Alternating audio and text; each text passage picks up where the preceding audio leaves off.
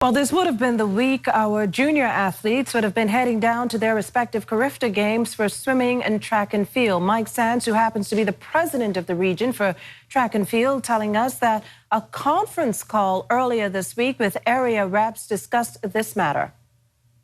COVID-19 has changed all our lives in some way, shape, or form on the way we do business, and our sporting schedule is no different. It has been severely impacted, as we all very well know.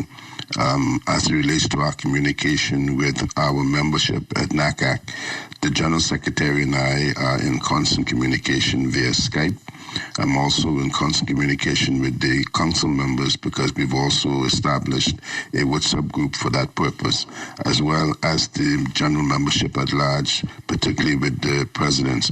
And so when there's a need for issues and the decisions to be arrived at, we communicate it and we just have long discussion. But the difficulty we have is that we are not in a position to really make any specific plan as it relates to schedules because we don't know when we will get back to some level of normalcy that will allow us to resume our schedule.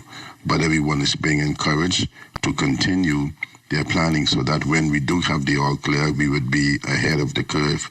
As you very well know, we had to postpone the Carifta games was one of them, which our major event for the year.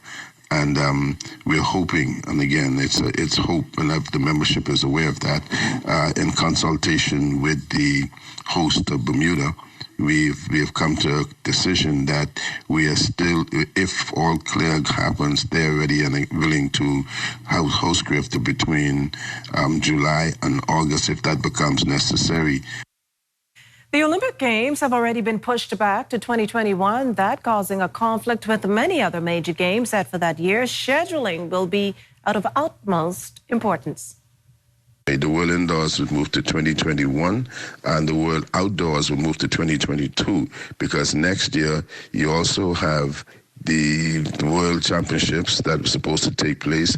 We also have other events that are supposed to take place that now we have to look at, again, in conjunction with the International Federation and including the Commonwealth Games for 2022, we have to look at what schedule will happen and how we do our scheduling. And so those discussions are taking place to ensure that the major events such as the Commonwealth Games, such as the World Championships, such as the Olympic Games, such as the Area Championships and the European Championships, all those major events, you can't just decide that you're going to postpone them and just pick a random date. And so there's a global scheduling committee that has been established by President Coe for World Athletics, and that membership is in constant communication looking at the global calendar. And so announcement will be coming in short order too as to the realignment of schedules. One good that is coming out of this is that there's going to be a whole lot of competition for track and field in particular over the next 2 to 3 years leading back into the 2024 Olympic Games.